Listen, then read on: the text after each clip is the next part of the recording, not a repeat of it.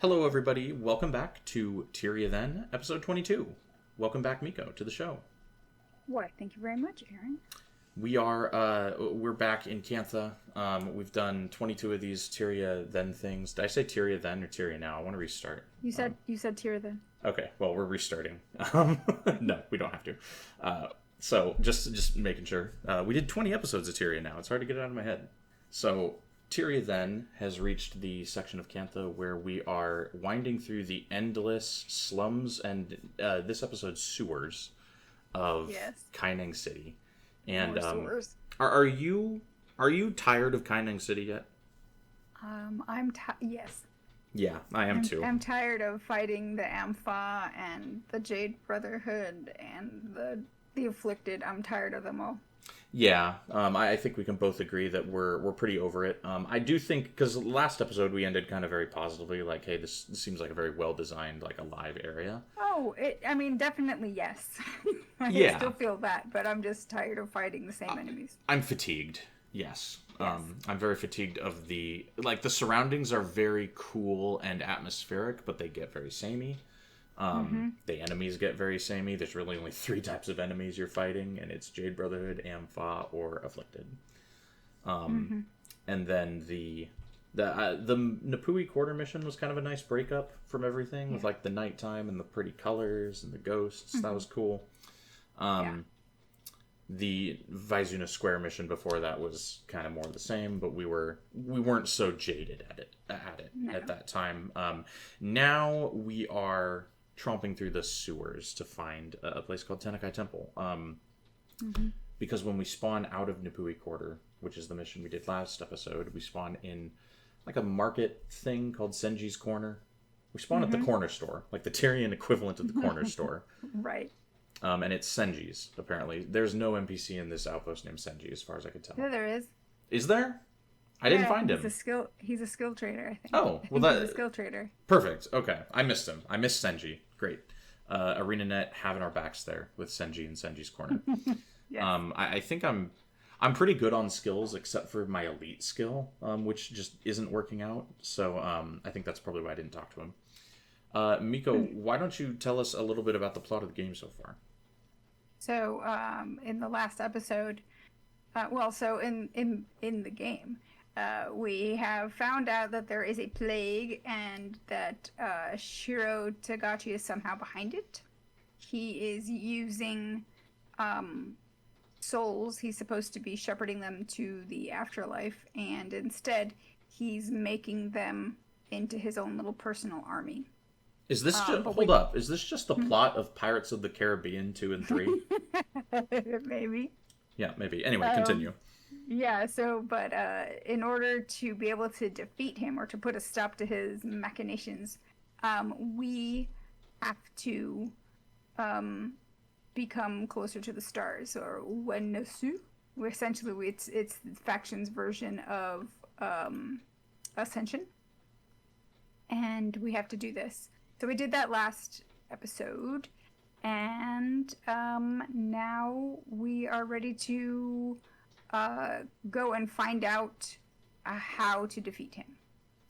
Yes. So and this is where we're heading to next. Yeah, we keep doing things with this goal in mind, finding out how to defeat him, and we keep getting fragments of information and then being shunted along to the next person that supposedly could tell us how to defeat him.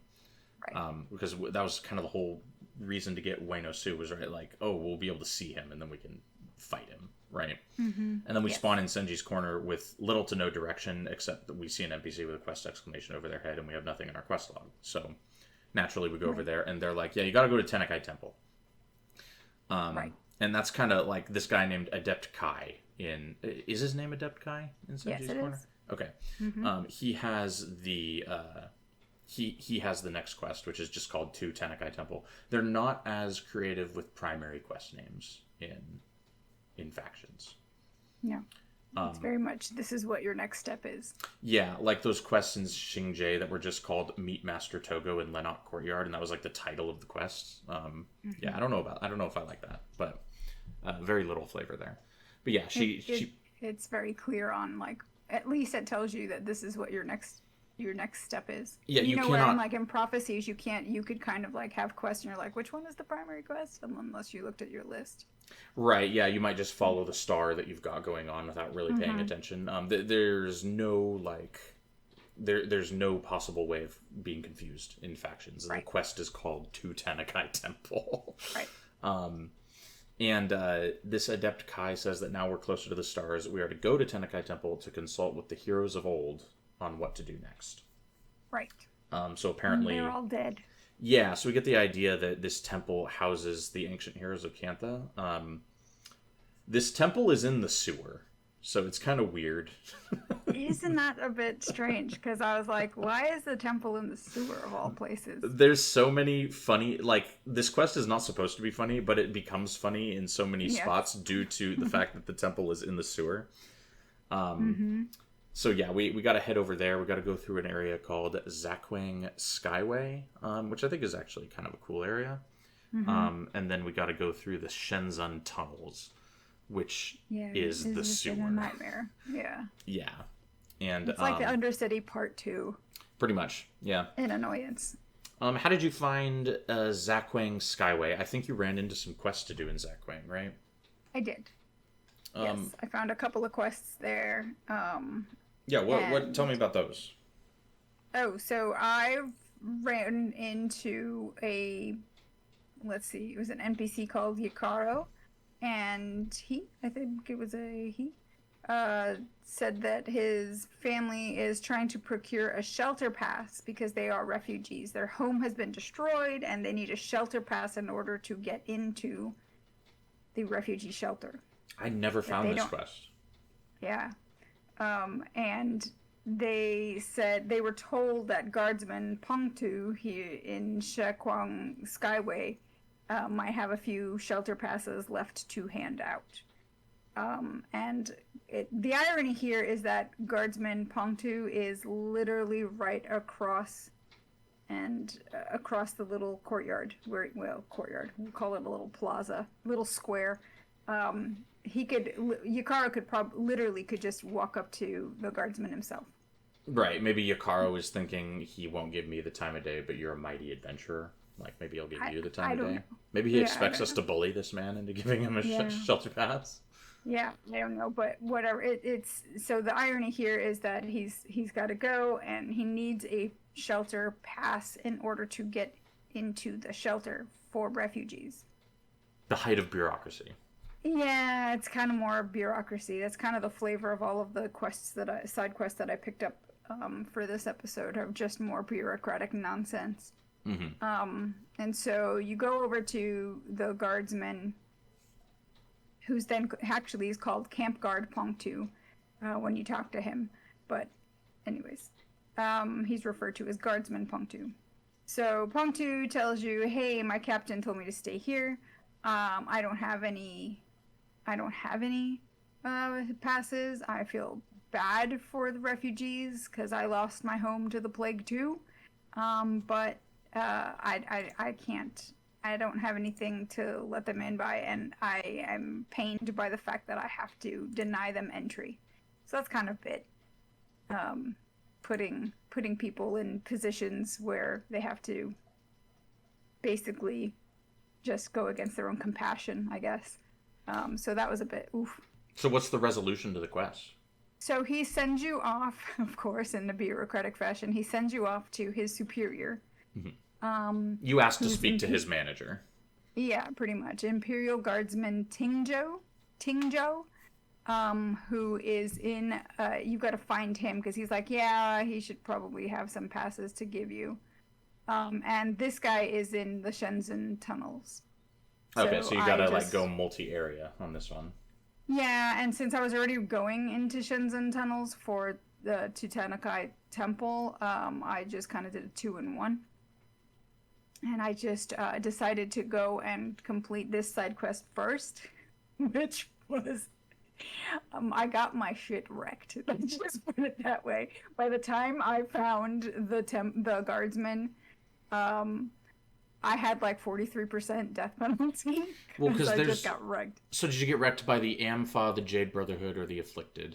Or all of the above? The afflicted, the afflicted. Yeah. Pretty much, yeah. And well, I mean, you run into pretty much all of them. But it was, I found one path and there was just a horde of afflicted, and they had monks and elementalists together, multiple. And you know how usually you can pull enemies, like from a blob, and you'll maybe pull the first one, and like its little friends will, like maybe 2 or 3 friends will come along. Yeah, if it's multiple groups that are milling together, you'll pull the attached mobs only.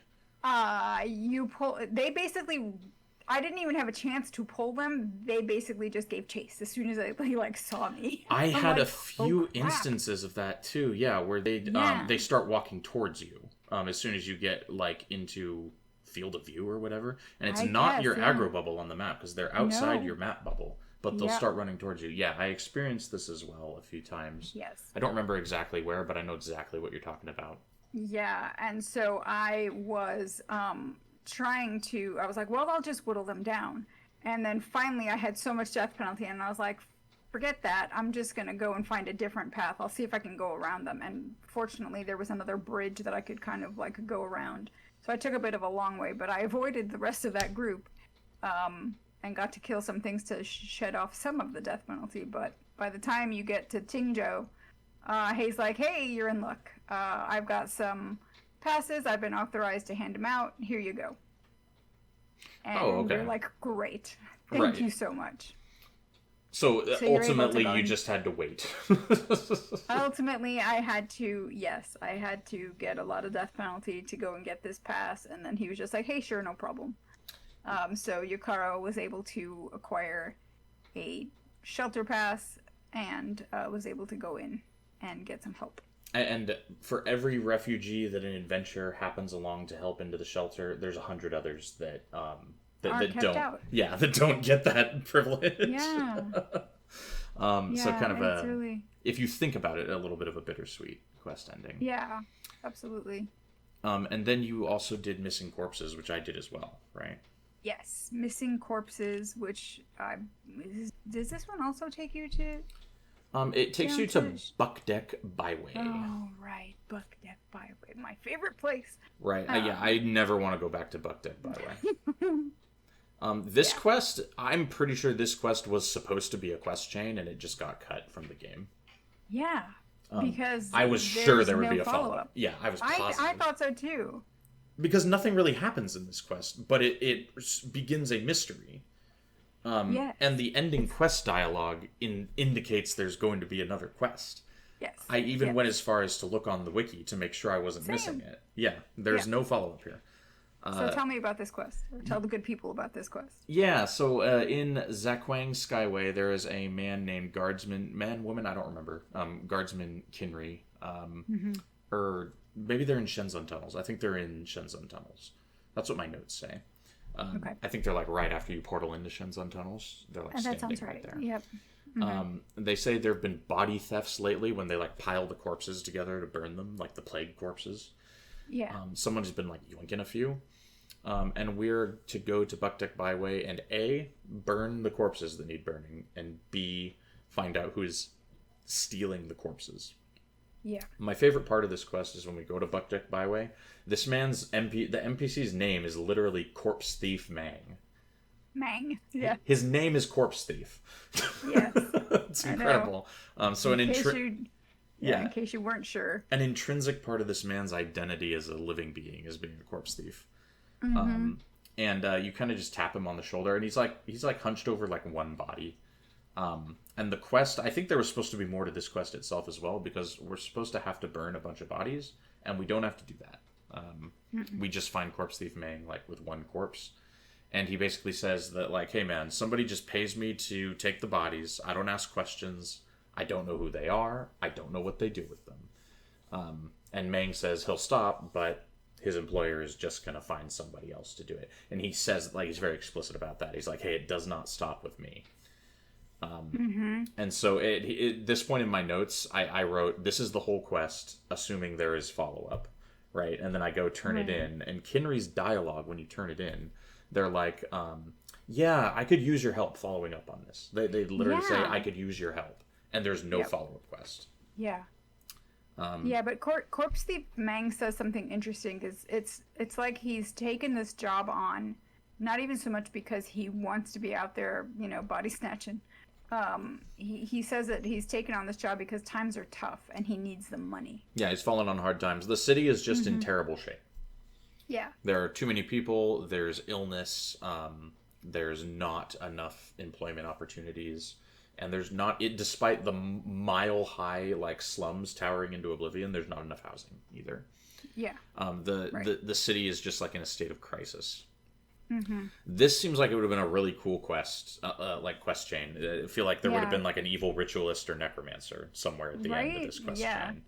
And it just, I don't think they had time to finish it, unfortunately. Unfortunately, yeah. Yeah, that was a good, you don't really do anything in this quest. There's no combat or anything, but it's, interesting. But then it doesn't go anywhere, unfortunately. Yeah. What else? Did you do any additional quests? I did. I found some more bureaucratic nonsense quests. And a couple of them that I found involve, or three that I found involve some of your friends. Officer Chitaro, which you had run into a couple episodes ago. Yes, with his bureaucracy. Yeah, I did quite a few of his, and you did one that I wasn't able to do because there's a couple mutually exclusive quests he has. Yeah, so I first started out with a quest from a guy named Minister Talon, and it's called Passing the Buck. I did do Passing the Buck, and I did it for last episode, and I just forgot I did it. Yeah. It's a funny quest. It is a funny quest because you're basically, he's like, I need some medical supplies. He's tasked with seeing to it that medical supplies are finally distributed because they've gotten a shipment in. But he's too busy to handle the distribution, so he sends you off to talk to his supervisor, essentially, Minister Kanai. Imagine being too busy to distribute medical supplies in the middle of a medical crisis. Yeah. And the irony is that Minister Kanai is literally standing right next to him. He's like, I'm too busy to talk to my supervisor and distribute the stuff. Here, you do it for me. And you're like, okay. So Kanai says, yeah, it's not my jurisdiction either. You need to go talk to Minister Basang in Wajin Bazaar. And this guy is that psycho that I talked to when we first got to Kantha, who said that he finds human beings to be good pets. Yes. That's like his idle dialogue. This is the first person I talked to after arriving in Kaining City. Yeah. And honestly, he set the whole vibe. Yeah, pretty much. And then Basang tells you that it's completely out of his area of expertise. And even if he knew what to do, he doesn't have the time either. It's like no one has the time. And so he sends us off to Minister Aung Sang, who is back in Buckdeck Byway. And I'm like, literally, for fuck's sake, what the hell? This is such a ping-pong quest. You're literally getting the runaround. Oh, pretty much, yeah. And so Aung Sang, once you find him, is like, oh, there's a new shipment? Well, that's news to me. Great. Why don't you go and tell Guardsman Pa, because he's been pestering me about the need for medical supplies for over a week. You could just go find him. And you're like, great. So now I have to go and find Guardsman Pa. He is like overjoyed that there are medical supplies because he's like apparently on the front lines, even though he's surrounded by no one. And he starts asking you questions like, how many supplies are there? Like, where are they housed? And then he's like, wait, hang on, this isn't your problem. I'll go and find out. Thank you for your trouble. Here's a reward. And I'm like, finally. And then Guardsman Pa on like the alternate universe folded paper flip side of whatever this happens in, it has just accepted a quest from us called Passing the Buck. And he has to go talk to 18 other ministers. Mm-hmm. And then after I turned that in, because, he was just like, it's not your job to find out. No problem. I'll go and ask some questions. He immediately has a quest for you. Yes. Called, medical emergency. Did you do this quest? I think I did. Why don't you start telling me about it, and I'll pull up the notes from 2 episodes ago when I believe I did these. and I should have it marked down. Yeah, so in medical emergency, Guardsman Pa asks you to find Officer Chitaro and find out if the Ministry of Flame can help him with more medical supplies since they're running dangerously low. I did do this one. So many refugees. Yeah, this is the one where Chitaro tells you need to fill out your Form 3056B. Yes. I laughed out loud and was like, really? Okay, you know the form number. Great. And so he's like, yeah, no. And that's when Chitaro he had an option to do, I could choose 3 quests. 2 you had already done. Luxury Goods, which was about the Elonian mirrors. Hilarious quest. Yes. And then the other one was Imperial Assistance, where you had to, I think you did this one as well. I did that one, yeah. And that's the one that locks you out of red tape, so I could not do red tape. Yeah, so that's the one where you have to go deliver medical supplies from Imperial Guardsman Rantal to Guardsman Pa. And so red tape, Chitaro was like, look, Guardsman Pa is he's really annoying, and he keeps failing to fill out the proper paperwork. Go and tell him to stop bothering me without going through the proper channels. And I'm like, bruh, there is like a crisis going on in your city. Yeah, it's it hits a little too close to home, like coming off of COVID, right? Yeah. And so, you go back to poor Guardsman Pa, who's just trying to do his job, man. And he's like, I am really sorry to hear that the ministry thinks that we have all this time on our hands. And that they don't understand the situation on the ground. We don't have time to wade through piles of paperwork. Literally. But he thanks you for your trouble. Yep. And you're like, thanks, Guardsman Pa. You're an all right dude. The rest of the jerks that you've got to work with are just assholes. Yeah, Chitaro's insufferable. And if you do all of these back to back, you are just running back and forth along the same corridor in Wajin Bazaar like 5 or 6 times. Yep. It's quite an experience. It did these questions for Chitaro and like Ranto and Pa. They definitely made me like tired of Wajin Bazaar as an area. Oh yeah, but the flavor of that, I mean, we've run into this in several quests now, where it's clear that whoever's in charge or the peons that work for them, they're just not interested in helping the actual people who are suffering. Factions does a much better job of telling little stories that add to the overall atmosphere of the area. In Prophecies, side quests seemed very random and just like, look at this wacky shit going on over here with this guy, right? Whereas side quests feel a lot more relevant to current events in Factions, especially in Kaineng. They're a little more random in like Xingje, because Xingje like isn't in a state of crisis. But every side quest in Kaineng revolves in some way around this plague crisis. And like a lot of them connect to the government bureaucracy. A lot of the other ones connect to the gang issue, right?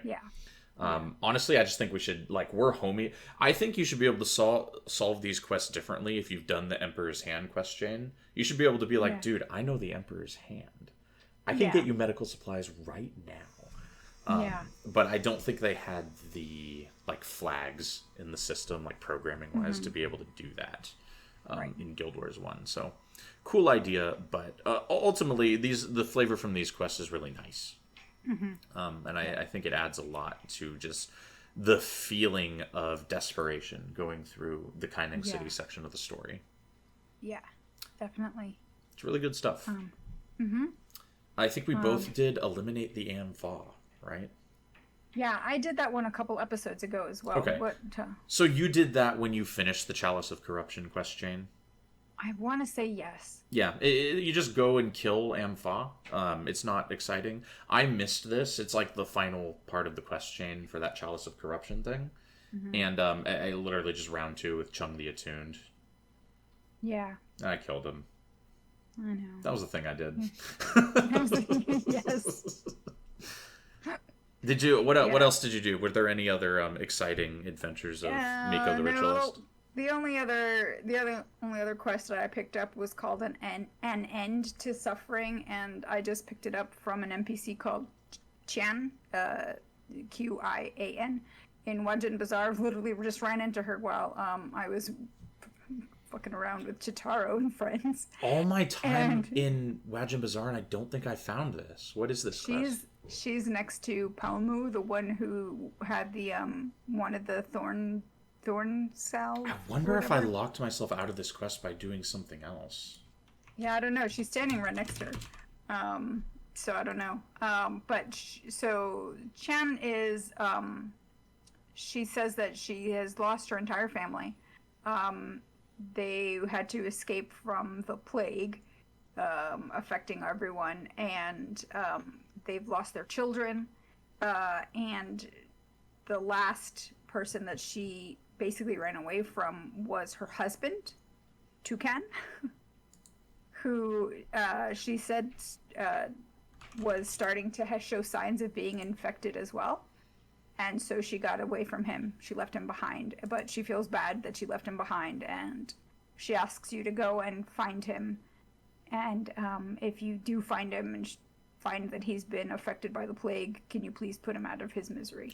Real Walking Dead type of pretty much deal. Yeah. Like a Resident Evil situation. He is in Shakwang Skyway, and he has indeed become an afflicted. And then the one word that he says right as you're about to engage him to take him out is his wife's name, and that's it. And then you kill him. It's not that hard. And when you go back and tell her, yeah, I found him, I killed him, she's like, thanks. Wow, that's a heavy one. That's it. Yeah. I don't know how I missed this quest. If she's right next to Palmu, I talked to Palmu to do problem solving. Mm-hmm. I don't know how I missed this. Wow, completely shot by me, that one. Yeah. I'm glad you did. I'm glad you helped that poor woman with her. Yeah. With her afflicted husband. Yeah, there's just so much suffering happening in Canning City. A lot of the quests are sad. Yeah. Yeah, they really are. I killed Lou of the Knives with his own knives. Did you really? Yeah. Did you capture an elite from him? Yeah, so Lou of the Knives is a copy of, or he's the original. That one dude, Wenji, or whatever the hell his name was, that we killed in the Undercity, he's an exact copy of Lou of the Knives, including his drop table. So you remember a couple episodes ago I got Lou's karambits from killing that guy. And then I went and I found Lou of the Knives and killed him with his own knives. Nice. It's a weird boss fight, because it's a boss fight that's not just like let's use Chung-Li Attuned, for example, right? You just run into him in the Undercity. He's an elementalist. You fight and you kill him, right? Lou, he teleports around. And there's like did you find that section of Shenzhen tunnels where there's like a pit and there's kind of stairways going down into it? Mm-hmm. Yeah, you'll meet him at the top of this thing, and he's not there, first of all. You have to run to where he spawns, and then he will pop up. He's a pop-up mob. Oh, okay. Yeah, because I followed the wiki trail to him, and I'm like, I don't see any mobs here. And I just started wandering around, and he finally spawned. And then he immediately teleports to the bottom of that pit, and you have to run all the way down to fight him. Oh, man. Okay. Yeah, sort of annoying, but some actual mechanics rather than just a straight up boss fight. Not super hard. Killed him, took his elite Flashing Blades. Flashing Blades is not a very good skill, unfortunately. Because what it does is when it gives you a 75% chance to block, and when you block you deal 20 damage back to your attacker. That sounds like it'd be a good thing, though. Yeah, but I'm not getting attacked by meleeers very much. I'm going right to the back line and starting killing the casters, and this does nothing against the spells that they're raining down upon me. Oh, yeah, that'd be annoying. Yeah, meanwhile the enemy warriors and assassins go for my casters. So this skill is doing very little for me, and it costs 10 energy. So I think I'm going to skip it. I do get plus 15% damage on my daggers while I'm in a stance, which is the most good this skill is doing for me. But I've got Assassin's Promise capturable in Pongmei Valley, which is where we're going to be going next episode, I'm pretty sure. And that's a way better skill. So I think I'm going to switch my elite for the third time this playthrough. So that's one of the extra things that I did. Did you talk to a collector in the Shenzhen tunnels named Yohei? No. So I had just, as I was wandering through the Shenzhen tunnels, I had just taken a note like 5 minutes ago saying that I didn't find the collector stories nearly as interesting Right. as like the ones in like the first episode that I found in Sunqua Vale. Yohei, this is wild. So Yohei says she's doing research into even more deadly necromantic magic, and that she believes putrid cysts that are dropped by the afflicted will have a major effect on curse spells.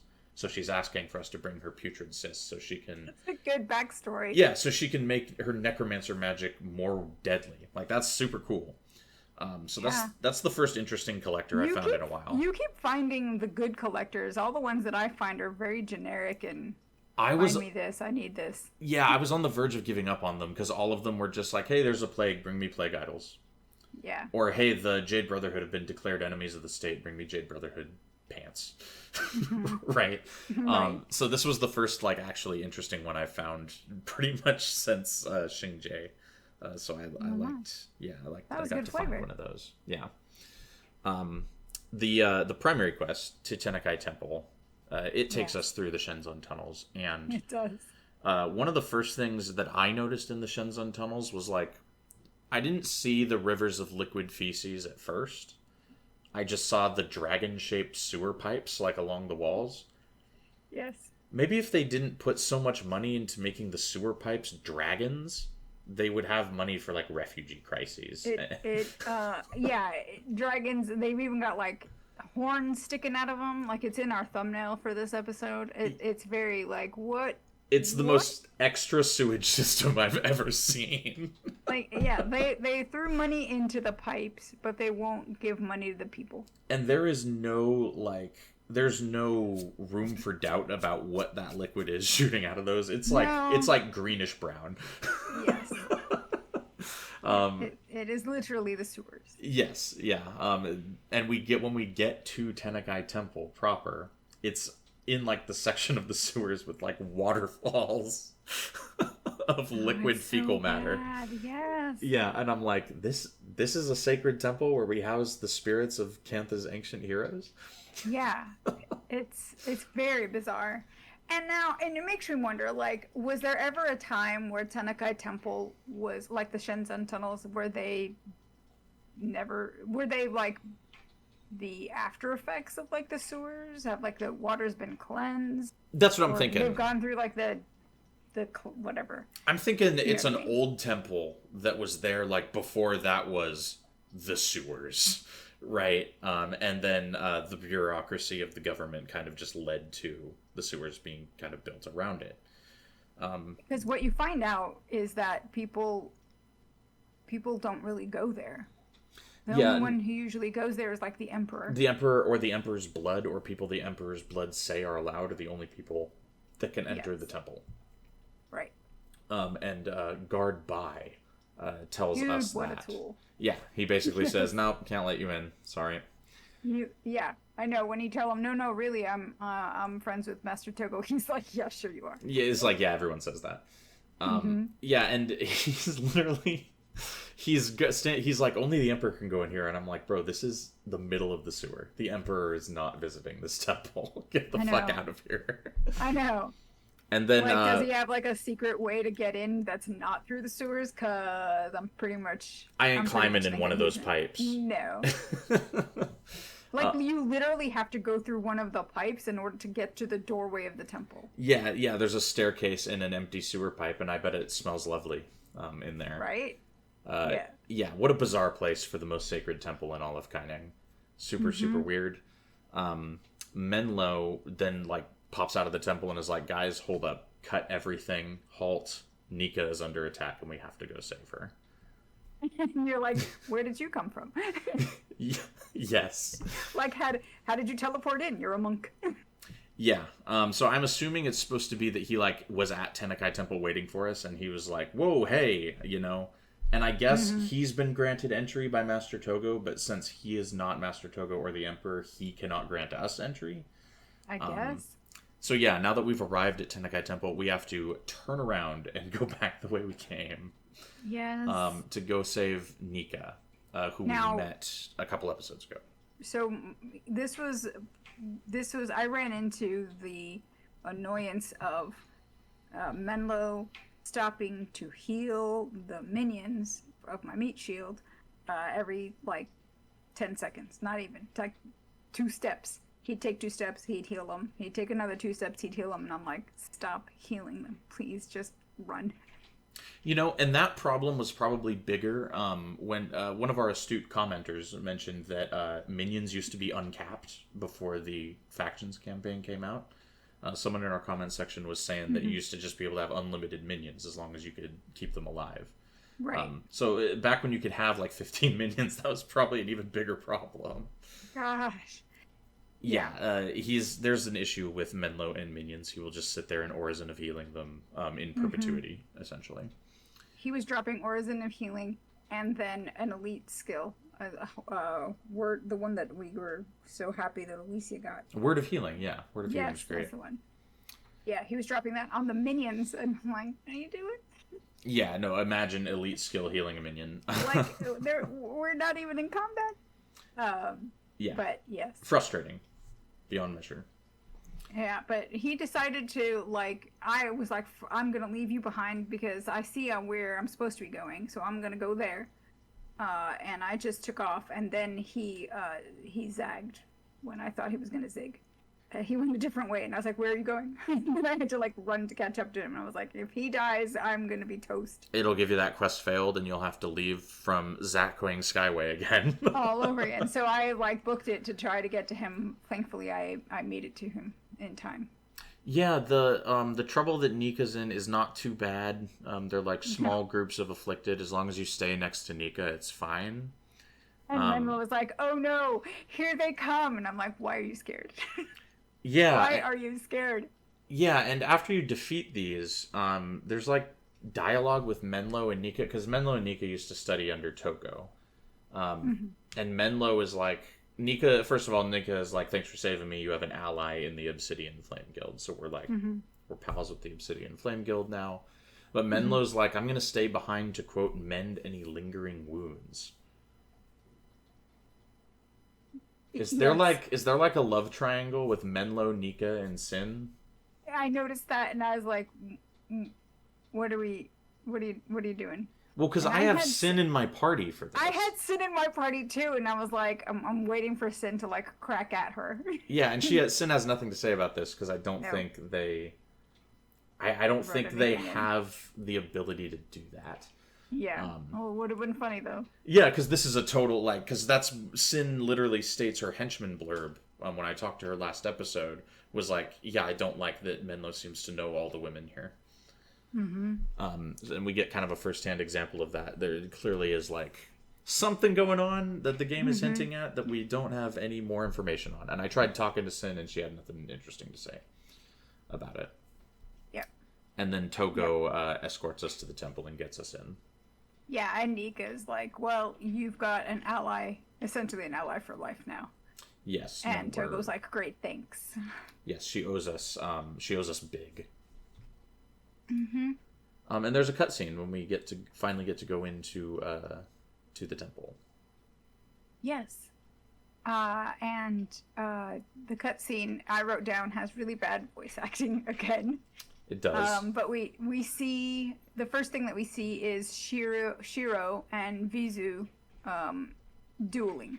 And I would put the VO in the episode, but I actually lost all my footage for this quest, so I can't. Right. I think I got the footage for you, so you're good. Oh, cool. Okay. I think we do get the VO then. Perfect. Yes. What is it you want? Want? From you? Just a little revenge.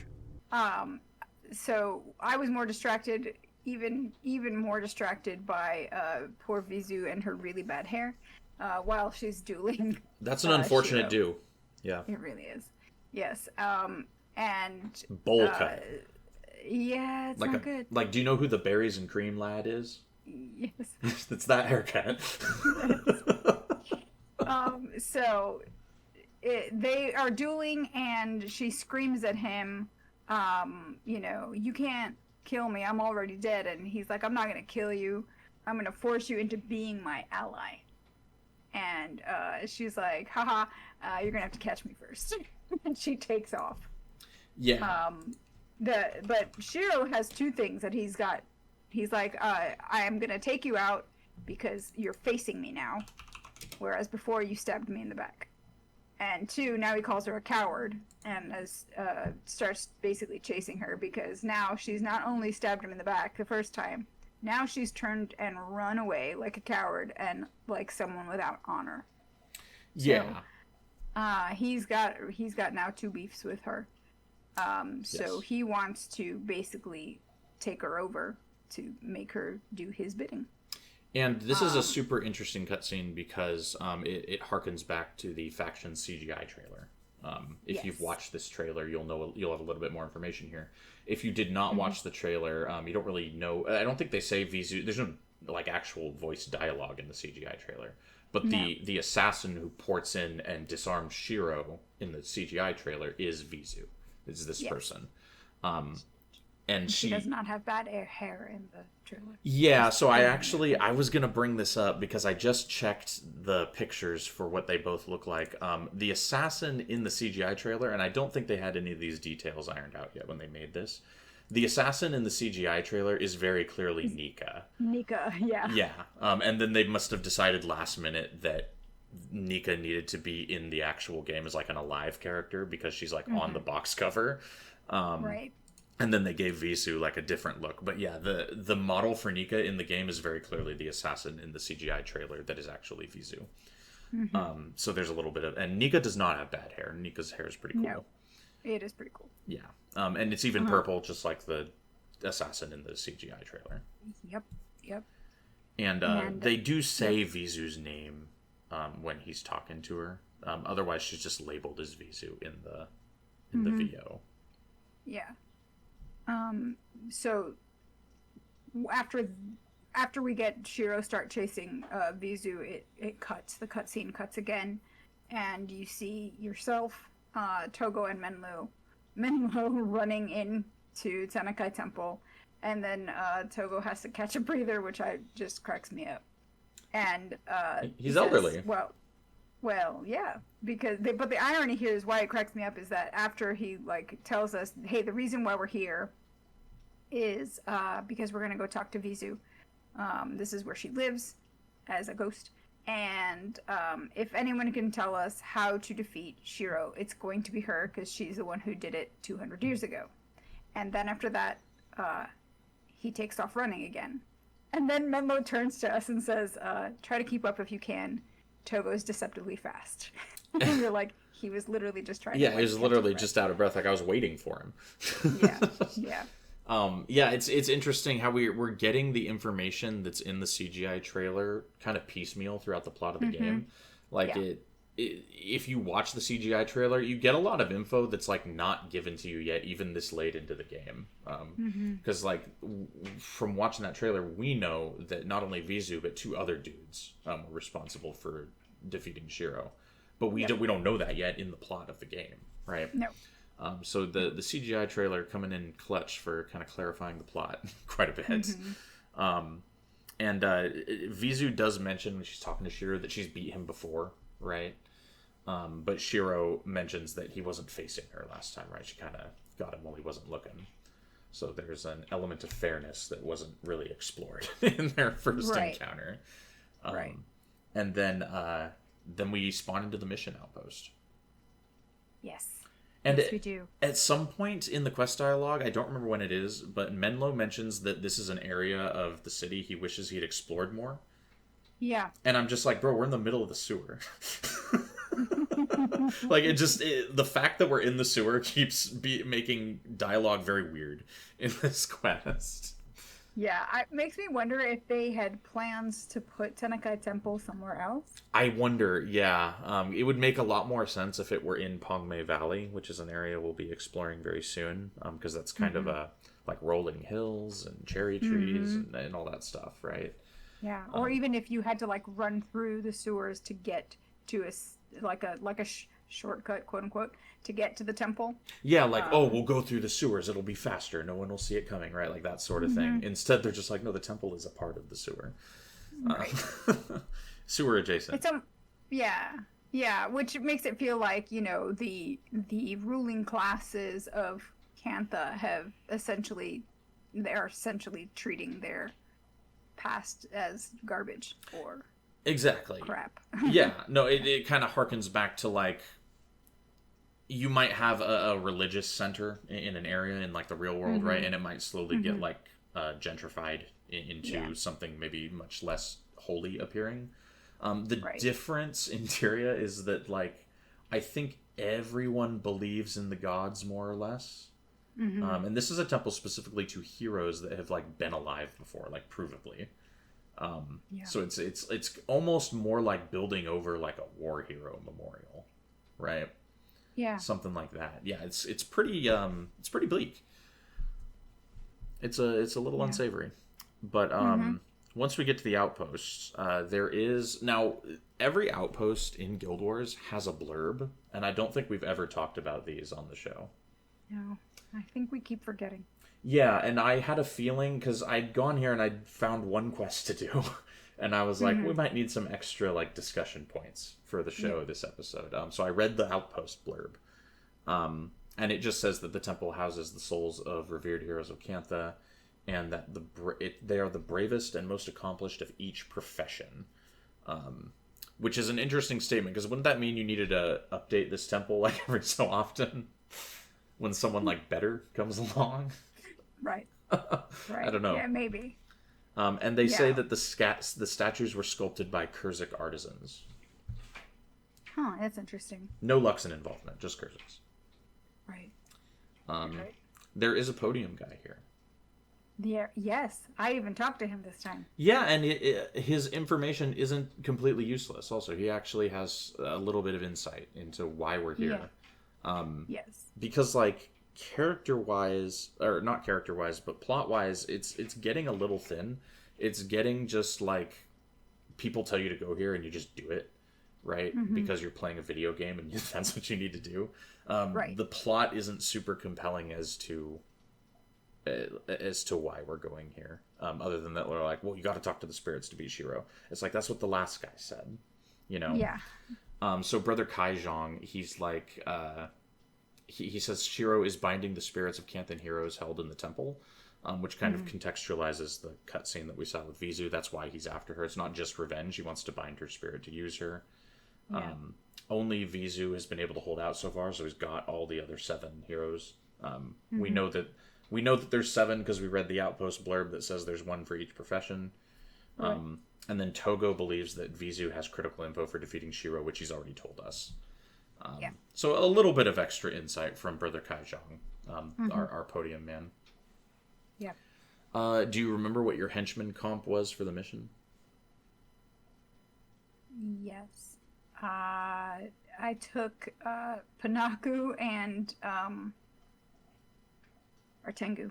How often did Panaku die? A lot. Yeah. Right. So did like Aaron. He was dying every 3 seconds. It felt like for a while there. Yeah, Aaron died in pretty much every fight. Yeah. So did Panaku. It was kind of sad. And then I started thinking, why didn't I bring Nika? But then I thought Nika probably would have died even more. Is she available as an assassin henchman here? She is. I did not even see that. I probably wouldn't have taken her because I'm already an assassin. Yeah, and she was running flashing blades. Okay, okay, maybe don't take Nika. Just putting that out there. Yeah. So yeah, the objective of the mission is to free the souls of the heroes that Shiro has trapped for his use. And so who else did you take though? Yeah, so for my party comp, I take Talon Silverwing because he's goated. I take Jamie. There's not an option to take dual monks here, and that's a huge problem. Because if I needed them in any mission, it was this one. I take Jamie. I took Jamie, and I also took Professor Guy because he's running restoration. Yep, and you're a ritualist as well. Yeah. I took Professor Guy and Chio, who is the other ritualist henchman, to kind of. I didn't check her skill bar, but I was like, ritualists are great. Yeah, she's got a good skill set as well. Yeah, so I took those 3, and then I took Kai Ying and Sin, and then Talon. I think that's my whole party. Yeah, we had similar comps then. Yeah. But This mission's really hard. Oh, I think it was probably harder for you because you were an assassin. Yeah, probably. Double Dragon might be my least favorite skill in Guild Wars. It was mine as well. Unless I'm using it as an elementalist, I hate that skill. Yeah, so as a general overview of how the mission works, there's a shrine for each hero. They've been trapped by Shiro, and you go to each shrine and free them by defeating the bound spirit, right? The bound spirits manifest as the Shirokin that we fought at the end of Vizu Square.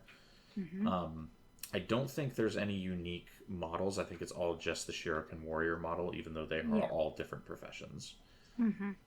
So yeah, that's the basic layout of the mission. And the first 2 are pretty easy. The last 6 are all have massive mobs with them. They do. They've got mobs of afflicted, so you've got to deal with afflicted that are surrounding them, and then the actual bound spirit. Temple Guardians. And the Temple Guardians, which are the new enemy type that we ran into here, and they're the ones that have Double Dragon. I don't remember if the afflicted elementalists also have it. They don't. The Jade Brotherhood mages have Double Dragons, so we have run into it before, and I already hate this skill from them. Yeah, it's great.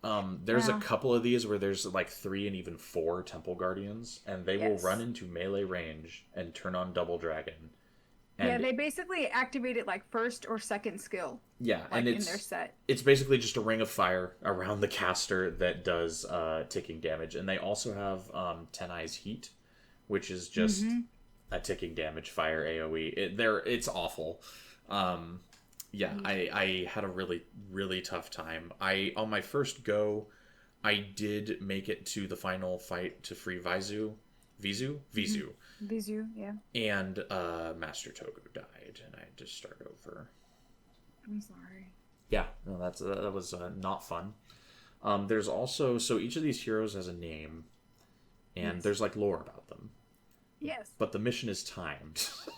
So you don't really feel like stopping to read the plaques that have a novel on them. Our previous timed missions have taught us, keep going, don't stop. But this one, actually, every time you defeat one of the bound spirits, you get extra time added to your timer. So you, theoretically, I realized this as I was halfway through the mission. I could have stopped and read the little stone pedestal plaque things. It does add time, yeah. But I was I'm not going to stop. I'm just going to keep going. Well, because I would have to read the plaques and then copy down what I found interesting for my show notes. Yeah. And that might eat up the 25 minutes that I've accrued, you know? So yeah, I didn't read about the heroes either. They exist. So, yes, and it's all on the wiki, which is great. Yeah, there's the bound, just their names. There's, the first one is Kita, who is a ritual mesmer, yeah. And then there is Naku, who is a necromancer. Then there's Tenai, who the skill Tenai's Heat is named after. Elementalist. And all of these heroes, except for Vizu and Naku, have skills that are named after them. And they're just duplicate skills of prophecy skills that already exist. I know I used to take Tenai's Heat on Elementalist a lot because you can just copy it with Searing Heat because it's a copy. And then you have 2 of those. It's very big damage. Yeah, and there's Karai, who is a monk. Yeah, and then there's Jai Zanju, who's a warrior. Warrior. Zojin the ranger. Koala, who is a ritualist. Ritualist, yes. And I found it interesting. Kaolai seems to not speak whatever the version of language in this universe that it qualifies as English is. Because They all have a just goes- dialogue blurb after, and his is gibberish. His is whatever Canthan language. So who knows how far back he goes? Like ancient Canthan, yeah. Yeah, ancient Canthan is what I wanted to think it was. I recognize. I am reading on the wiki now. I'm on the Bound Kaoli article, Kaoli. and the note says, as Kaoli was slain in such ancient times, his construct form speaks an archaic dialect of Canthan speech, instead of quote common, the language shared across the world of Tyria. So we're right on the money there. I always remember Kaoli because his skill is an Ashes skill for Ritualists, and it's actually very good. It is very good. It's a very good restoration skill, if I remember correctly. Yeah. So he's a little more interesting. But yeah, apparently he was alive. So I'm on the wiki for Kaoli right now, actually, and it says he was alive when the gods walked Tyria 1,000 years ago. Dude, that's a long time. Yeah, and he was an old man even then, and this is actually fascinating. We're not going to read all of these, but Kaoli is good. It says he challenged Balthazar to a game of Nui, which I guess must be like a card game or something. Or chess. Yeah, right. It's a Canthan game, is what the wiki says. In exchange for sparing a village that had offended the god. That's so Balthazar, by the way. It is. I was going to say. Yeah. Through some long-forgotten breach of etiquette, Balthazar laughingly accepted the game. 7 days later, it ended with Kaoli the winner. The villagers were spared, but in a fit of anger, Balthazar slew Kaoli. Again, that's super Balthazar. Oh, good. Yes, of course he would. Yeah. Afterward, in a rare gesture of sportsmanship, the god ordered Kaoli inducted into Tanakai Temple. So, Tanakai Temple is the Hall of Fame. Yeah, pretty much. It's like the Hall of Heroes. Yeah, so Balthazar, way. if you didn't know much about Balthazar, this is right on the money as far as... Yeah, he is the god of war, and he is an asshole. Yeah, he is the god of war. He's very touchy. He's very, he doesn't like to lose, right? No. He's very angry. Yes. And he will kill you, as we will find out once we get into pretty deep into Guild Wars 2. Yes. So I like that the character they use for Balthazar in Guild Wars 2 Path of Fire pretty much matches up with this early lore they have for him. Yeah. Right on the money. That's really cool. And then I think after Kaoli, there is Vizu. I keep wanting to say Vizu. I don't know why. Yeah. It's Vizu. It's Vizu. Yeah. How did you? How was there any of these that you found to be the most difficult? I think Vizu is probably the most difficult. I actually killed Vizu pretty quickly. So you targeted Vizu rather than killing the ads first? Well, I went for some of the ads to kind of clear the patrols. Because I cleared all patrols. Like, I went full circle. Like, I wasn't taking any chances. I didn't. So, in the past, I've done that. But I was like, all right, I'm going to clear kind of the path, and then I'll just see if I can whittle down some of the guys that are around her. And she actually came out to me on the bridge. On one of the bridges, and I inadvertently took her out. And that was so nice of her. I know, and I was like, "How? Thank you." And then the instance did not end, and I was like, "Wait, but we won. We've killed the bound spirit. Like, what is happening here?" You gotta kill them all. And so it added like an extra, I don't know, minute to my instant mission playthrough. I had to go into the center of the room where she should have been. And take out some of the little minions that were over there, and then I got the end cutscene, and I missed my master's reward because of that. I also missed that extra minute. Yeah, I also missed the master's reward mainly because everyone was dying so much. The extra time my monk had to spend resurrecting everyone deprived us of the master's reward. The two that died the most on this mission were my melee. Panaku, who must have had like 60% death penalty before we even walked into the room, and Talon actually died a couple of times in this mission. Not nearly as much as Panaku. Yeah. And he died the most actually in this room. Yep, I died the most on my team, and then Talon died a few times, and then Professor Guy and Chio also died a lot as well. They must have been like prioritized by the mobs for some reason. Yeah, the ritualists do get prioritized. Yeah, the primary issue I would have had a much easier time with this mission if I had the foresight to not get rid of my bow that I had been using at the beginning of the game. I tried pulling the Temple Guardians so that I wouldn't I could just deal with them and not the afflicted as well. And the temple guardians were just like, yeah, nice try. We're going to come for you anyway, and we're going to bring our friends. Well, because a huge issue I ran into while trying to pull, because I was just trying to do it with like the edge of my aggro bubble, is Togo and Menlo come with you when you run out to pull. Yeah, and so you'll pull a mob back a couple of steps, and then they'll engage with Togo and Menlo. So pulling is not super realistic strategy in this mission unless you have like 8 players, because Togo and Menlo will follow the party leader, who's the first listed person, and then if you had other players, obviously they could pull mobs for you. But when you're here with the henchmen, it's not very realistic to be able to pull mobs, unfortunately. No, I liked this strategy that the wiki had for leaving Menlo and Togo in the first room. You linked this to me. Yeah, and I was like, what an odd thing that they would just okay. But yeah, no, I'm not an assassin, so I didn't have that strat possibility. Here's the thing: since I don't have an extra monk in the henchman roster, I think I actually need Menlo to be able to get through the fights. Yeah, because I could go by retreat, and I was like, if I fail this mission again, I might do that. Luckily, I didn't. I did also on my first run through that I failed. I wasted a candy apple. Oh no! Yeah, Halloween event was going while we were doing the show last month, and I got a couple candy apples, and I used one like last episode for something, probably Nipui Quarter.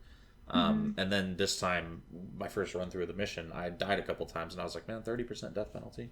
I'll just pop a candy apple. And then I failed the mission, and I effectively wasted it. Damn. Yeah. So that was that did not feel good. That was a feel bad moment. Yeah. And once we finish this mission, so once we've I also wasted a bunch of time killing all the extra mobs in that whole circle around Vizu's platform. I just was determined not to fail again. But there is a cutscene at the end of the mission, as there always is in a factions mission. Yep. Yes, and Vizu tells you that though she was involved in taking down Shiro, she's not the one who brought that actually killed him. Her strike just opened the way for Archimedes, the Luxon champion, and Victor, the Kurzik hero, to actually finally kill him. Yes. And so she says that in order to defeat Shiro, you need the help of Archimorris's and Victor's, essentially their spirits, and that both of their tribes, for lack of a better word, still revere their souls, and essentially have contained them in 2 different objects. Archimorris's spirit is in a spear, and Victor's is in an urn. Yeah, Archimorris really got the better end of that deal, didn't he? He really did. So yeah, that information kind of lines up with the faction CGI trailer, because you see not Nika but Vizu, who looks like Nika in the trailer, disarm Shiro, and you see this Kurzik man and this Luxon man strike the final blow. So that all adds up. Yes. Archimorris and what's his face, Victor are seen to be wielding swords in the CGI trailer. Both when they kick the door open, and then when they strike the final blow, they actually pick up Shiro's own swords and do it with his own blades in the trailer. So we don't see a spear from Archimorris, but that could have been something he picked up later in life, right? Sure. And we certainly don't see an urn from Saint Victor. No. But other than that, the general flow of events is accurate to the trailer. Yeah, and she tells you that if you go and retrieve both of those items, the spirits within are going to tell you how to defeat Shiro. Yeah, and then she seductively flirts with Master Togo. She does. Did you notice this? Yes. I notated this. I was like, then she tells Togo, she's like, there will be plenty of time to talk and catch up later. Trust me. Thank you, Vizu. It has been my honor to talk with you. I wish our visit could have been longer. Do not worry on such things, Togo. There will be plenty of time for us to talk once Shiro has been defeated. You can count on that. Yeah, she's like, you can count on that. And I was like, is that what is going on here with that? Like, is this a little bit foreshadowing? Is Togo gonna die? Is he gonna pull a Rurik on us? Like, are we gonna have to go on without him? But yeah, she's like in her bad hair, like just hitting on him. It's kind of funny. Is Togo such a dog that he's like that he's like got affairs going with spirits from the afterlife? I mean, he's like, I'm so sorry that we didn't have more time to talk, and she's just like, oh, me too. I get that, like, this dialogue exchange, I don't know if it's just bad VO or what, but it just gives an overwhelming impression that Togo and Vizu, like, have a thing going on. Oh my god. And I very much enjoy the idea that ritualists frequently fall for spirits. Right. That's very funny. Yeah. So yeah, a good weird dialogue exchange there at the end with Togo and Vizu. Then we get our next Shiro sepia tone flashback. Yes, we have a flashback, and it's with Shiro and the fortune teller, the creepy fortune teller from a couple episodes ago. Yep. And she's sitting there with her crystal ball, in case you didn't know who she was. And she starts telling him that the Emperor has his eye on him, and that he's destined to be chosen for an important honor. And Shiro is like baffled. He's like, why would the Emperor be interested in me? With more of the greatest VO I've ever heard in a video game. Oh my gosh, it's so bad. So bad. I love Shiro's voice acting so much. It's so cursed. It really is. But you know whose voice acting is actually good? I found is the Emperor. Yeah, no, he sounds fine. He actually 100%. Is like, this is a good voice actor. They hired well. It sounds like a guy who sounds like a real version of a person. Instead of an 8-year-old playing on the playground. You have served me well, warrior. Thank you, my Emperor. A man of your considerable fighting prowess should play a more important role in the Canthan Empire, don't you think? My lord? Why should your talents be spent defending the merchants from bandit raids, when they could be put to a better use? I do not fully understand. Yeah. Shiro's voice sounds like a child doing what they think an adult is supposed to sound like.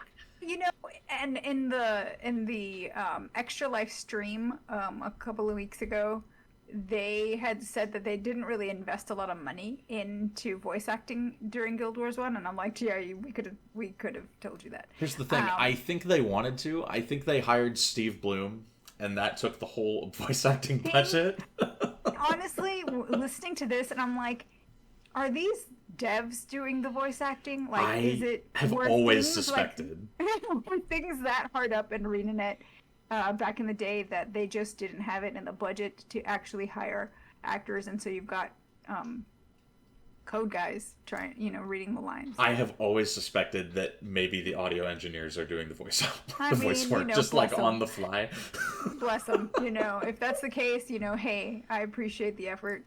I'm just sorry that we're now flaming you. Oh yeah, no, I do not know who the names of any of these voice actors actually are. I'm sure it's on the wiki. Yes. We could do more research into the show, but it's funnier if we talk out of our assholes here and there. Yeah. But yeah, it's amazing the inconsistency of the voice work in the Guild Wars 1 games. Yeah. I think it gets a little more consistent with Nightfall and Eye of the North. Yeah. But Prophecies and Factions, I think Prophecies wasn't as bad as Factions. Factions is like a real low point for the VO. Factions is a meme. I mean, Factions VO is a meme. That being said, I'm quite enjoying Factions so far. Oh, me too.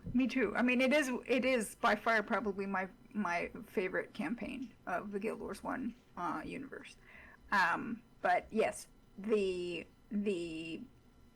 Emperor, so this cutscene then after Shiro and the fortune teller are talking, then cuts and it's Shiro and the Emperor, and Shiro is kneeling before the Emperor, like on one knee, like he's getting knighted or something, and the Emperor is basically telling him that his talents as a warrior are wasted protecting merchants from bandits.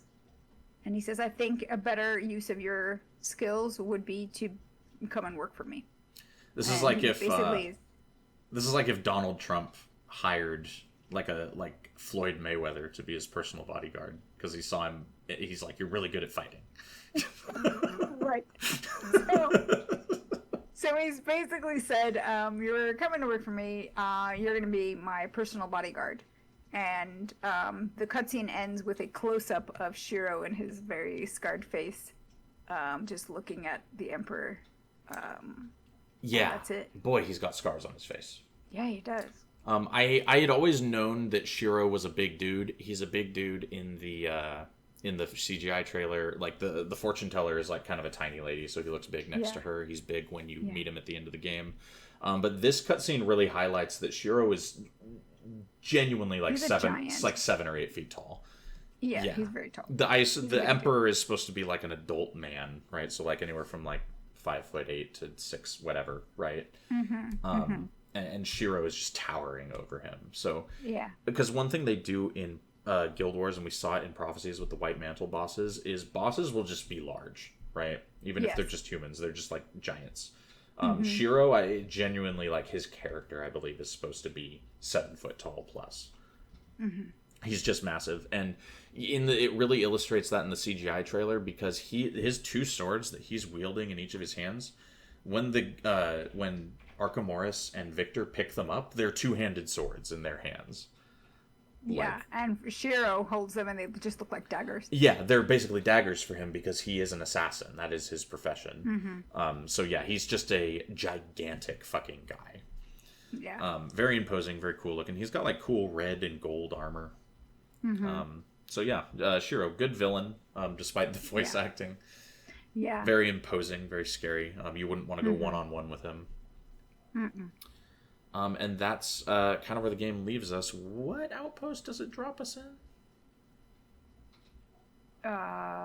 Zinku Corridor. Yes, Zinku Corridor. Thank you. Zinku Corridor is where you do Underworld and Fissure of Woe in factions. Oh, okay. Not nearly as interesting as the Temple of the Ages. I think instead of a weird outpost called Zinku Corridor, after you do the Tanakai Temple mission, it should drop you in like... There should be another Tanakai Temple that's like just an outpost, and that's where you enter the Underworld and Fissure of Woe from.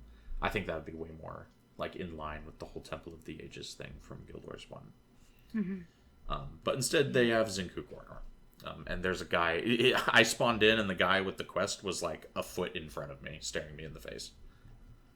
So Zinku Corridor has a very interesting description. Did you see this? I did not. It says, this dark, humid, and smelly corridor may not look like much, but it leads followers deep into the sewers to Tanakai Temple.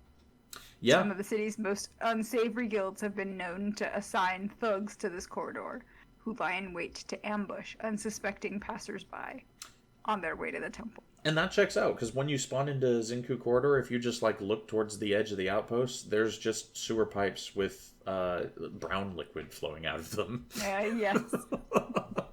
More very disgusting waterfalls to be found in Zinku Corridor. And that's where we will pick up the game next episode. Any closing thoughts, opinions on Tanakai Temple? I remembered the mission being annoying. And so I went in with the mindset of I'm going to be careful and not get overwhelmed by the afflicted and the temple guardians. You're like, I'm not fucking doing this over again. No. Yeah. Pretty much. Because I have vivid memories of having to redo, basically, of your playthrough. I have memories of that. So, yes. Yeah. I definitely remembered this being a difficult mission. I've done it in hard mode a few times, and it's quite difficult that way. Yeah. And it was definitely hard to do as like a character with henchmen, just with faction skills. Like I can't even run any like real builds, right? Right. So yeah, I found it pretty challenging.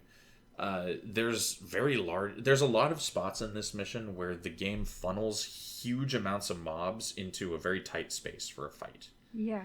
And that made Double Dragon just all the more devastating. Yeah. So, dealing with all that AoE damage output from the hordes of enemies is a struggle in this mission. But if I can do it, so can you. So don't be afraid That's right. to try it if you're playing along with us. Miko, where can people find you on the internet? The good people can find me at Inky Sticks on your social media platform of choice. That is the truth, and I believe we have a Blue Sky account now, don't we? We do. We have a Blue Sky account, so if you guys are over on Blue Sky, as so many Guild Wars and Guild Wars 2 community and developers are, follow us at Tyria now. Yes, we were recommended to make a Blue Sky, like when we started doing this, and then I forgot. We're getting on it now. So it looks like there's a pretty robust Guild Wars community there. So yes, it's great. I'll be. Do they call it tweeting, or I'll be blue skying it? I think they call it skeeting or something like that. Yeah, we're not saying that. No. I will be posting this episode on Blue Sky when it goes up tomorrow. Until then, guys, you can find us on Tyria Now on all of our social media, and that's Twitch, Twitter, X, Blue Sky, YouTube. Go follow those and like and comment on the video if you have anything to share with us. We've been getting a lot of comments lately. We like to interact with the commenters. I did get the comments that we're seeing significant energy issues with my assassin build. My elite skill choice that I'll be picking up next episode should remedy that. So let me know what you guys think. Until next time, guys, that will be us signing off. Later, everybody. Bye.